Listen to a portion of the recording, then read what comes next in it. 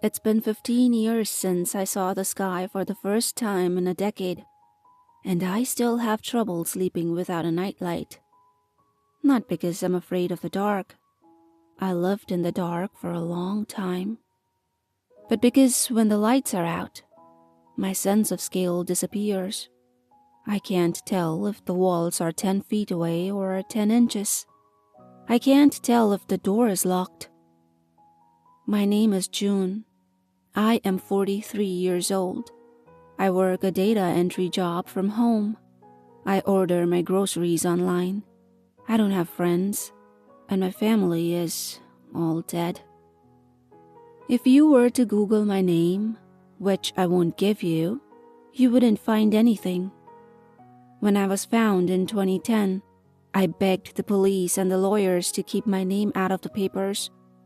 I was the girl in the cellar, a Jane Doe victim in a mid-sized town that wanted to forget a monster lived among them. They respected my privacy, mostly because my father, the man who put me there, was a respected deacon in our community.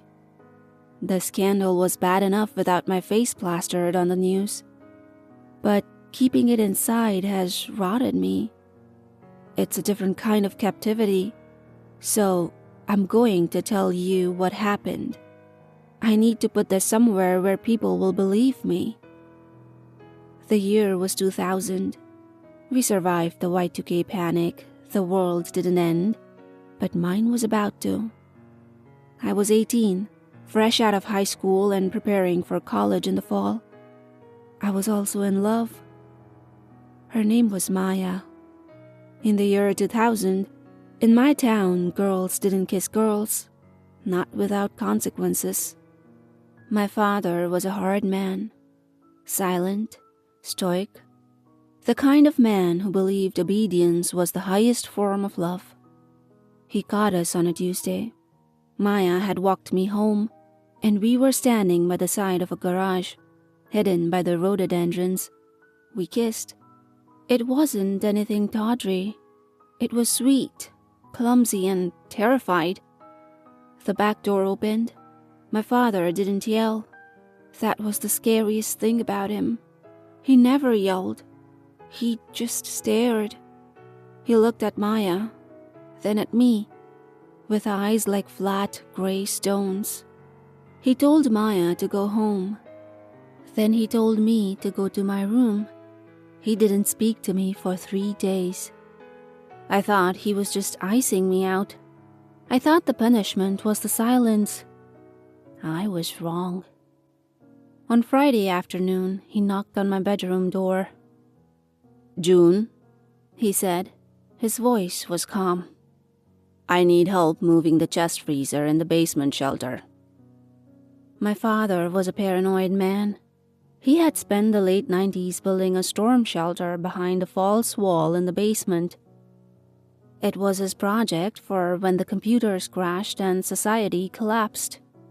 I followed him down the wooden stairs, past the furnace, to the shelving unit that swung outward on heavy hinges.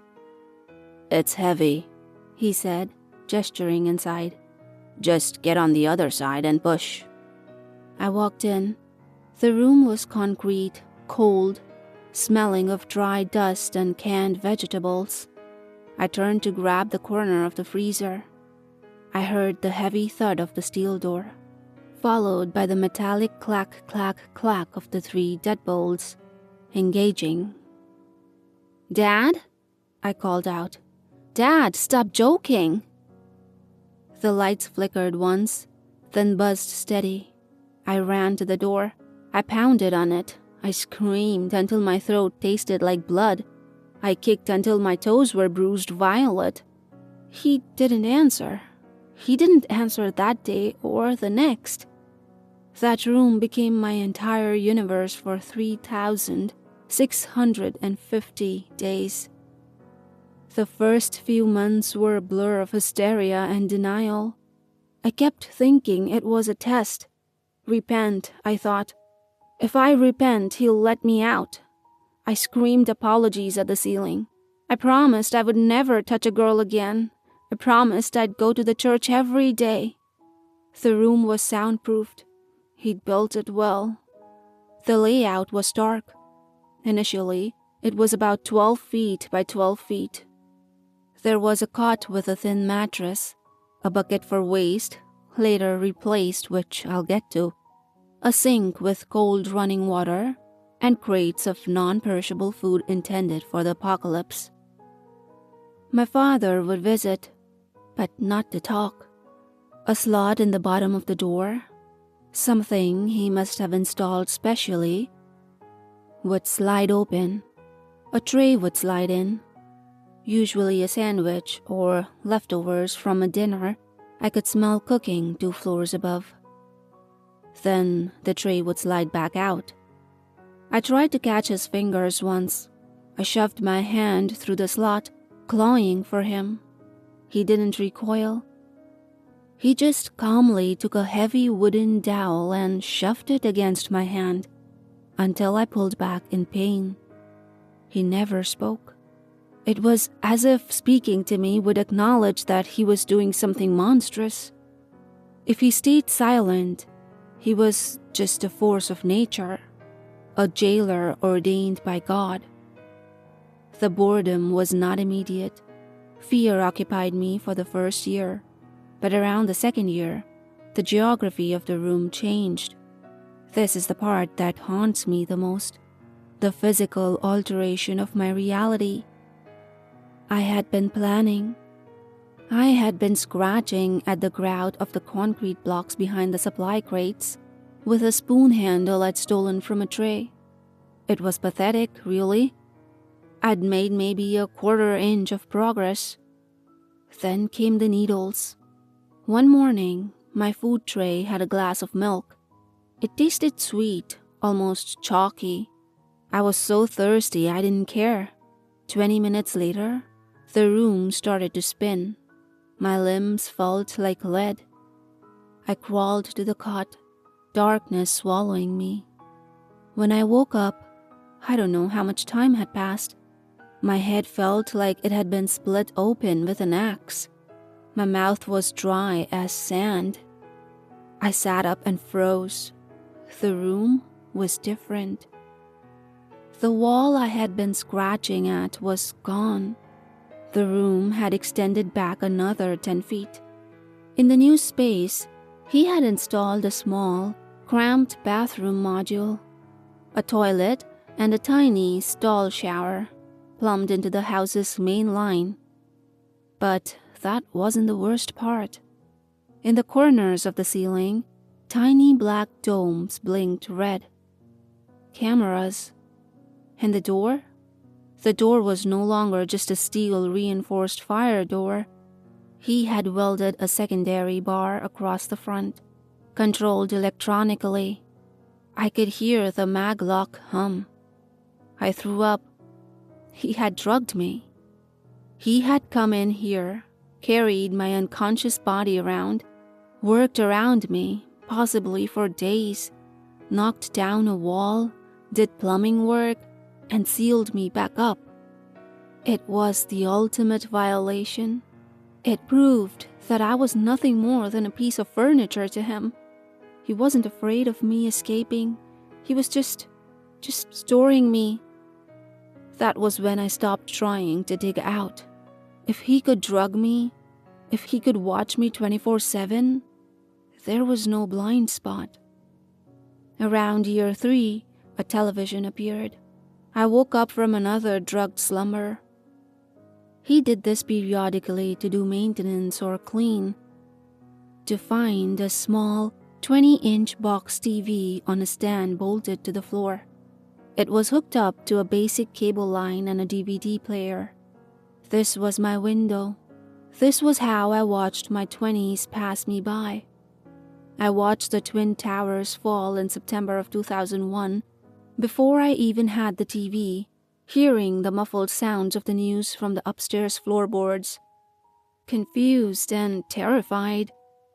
But with the TV, I saw the aftermath. I saw the invasion of Iraq.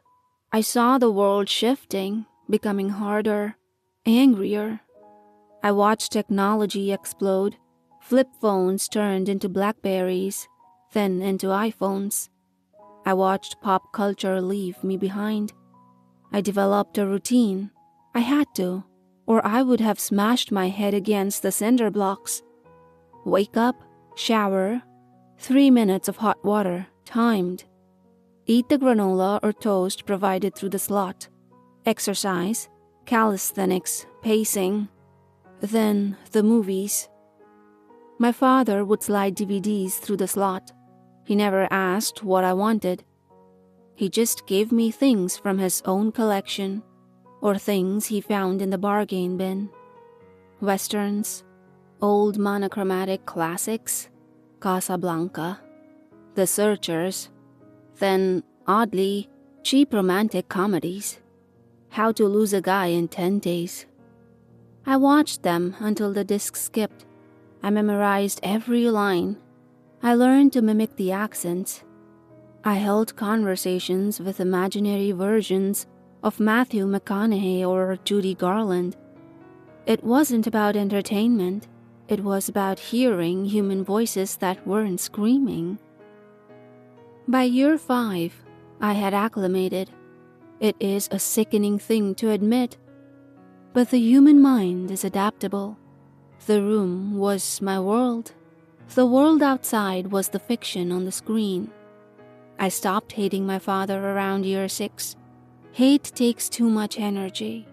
It burns calories you need to survive.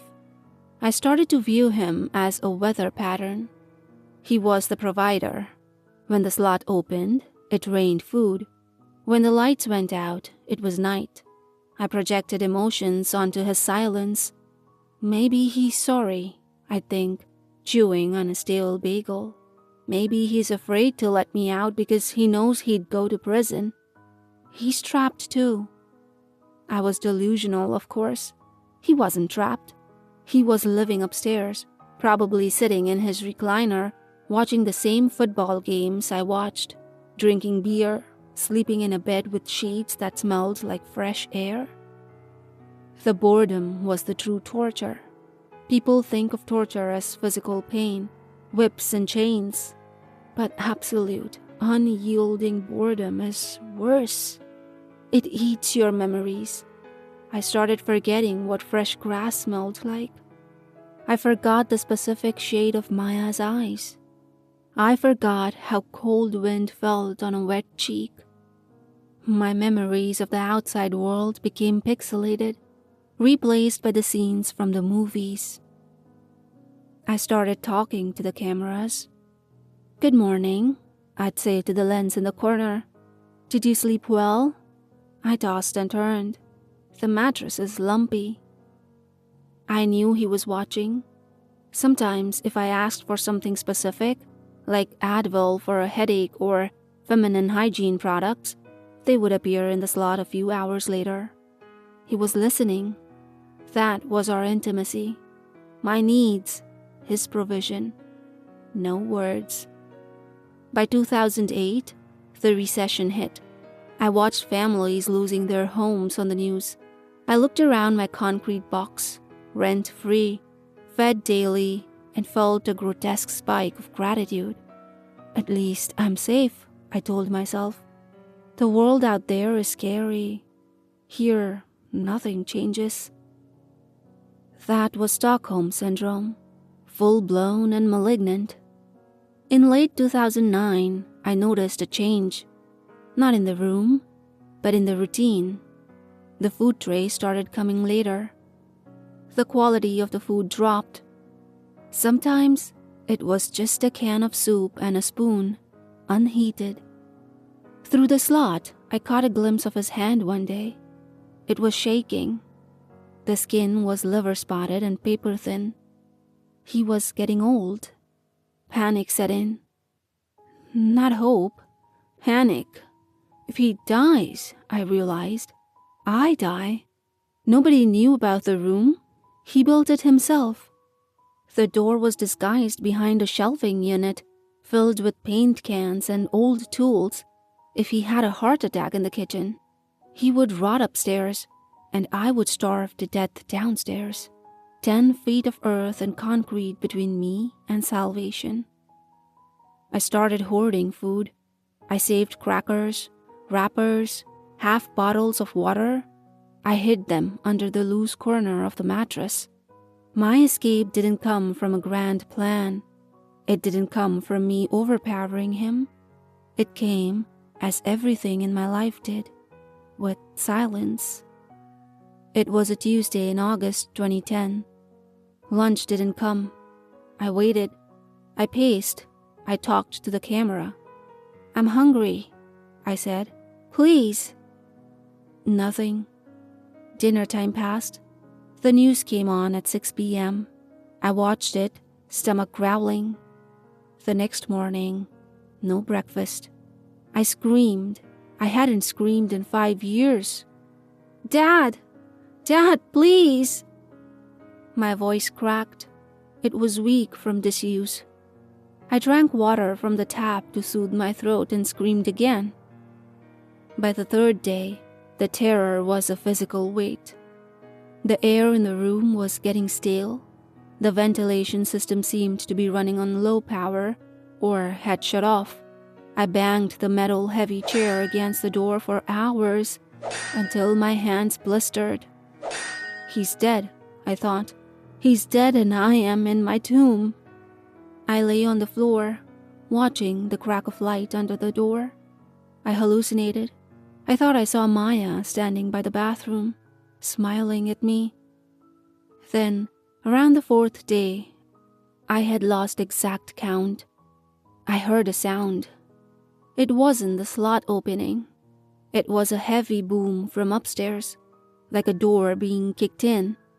Then voices, heavy boots, a dog barking. I scrambled to the door. I didn't have the strength to bang the chair anymore. I pressed my face to the cold steel. "I'm here!" I shrieked. "Down here! Basement! Shelves!" I didn't know if they could hear me. Soundproofing works both ways. I heard the thudding of boots on the stairs. I heard men talking. "Clear down here," a deep voice said. "Looks just like storage." "No!" I screamed. "I'm behind the shelves! Push the shelves!" I picked up the heavy chair with the last of my adrenaline and smashed it against the door. Silence outside. "Did you hear that?" the voice said. "It came from the wall." I heard the scraping of the shelving unit being dragged across the concrete. Then, a voice, muffled but close. "Hello? Is someone back there?" "Help me!" I sobbed. "My name is June, please." "Jesus Christ," the voice whispered. Then came the tools. The screech of a circular saw biting into metal. The sparks flying. It took them an hour to cut through the heavy locks and the steel bar my father had welded. When the door finally swung open, the light from their flashlights was blinding. It felt like fire in my eyes. I covered my face, curling into a ball on the floor. A police officer, a woman, touched my shoulder. "It's okay," she said. Her voice was trembling. "You're okay now." I learned the truth a few days later, from a hospital bed, hooked up to IVs and wearing sunglasses because the room lights hurt too much. My father had suffered a massive stroke in the kitchen. He had dropped dead instantly. He lay there for 3 days before a neighbor, noticing his mail piling up and the lawn unmowed. He was meticulous about the lawn. Called for a wellness check. They found him. They cleared the house. They were about to leave when I banged the chair. 10 years. The adjustment was...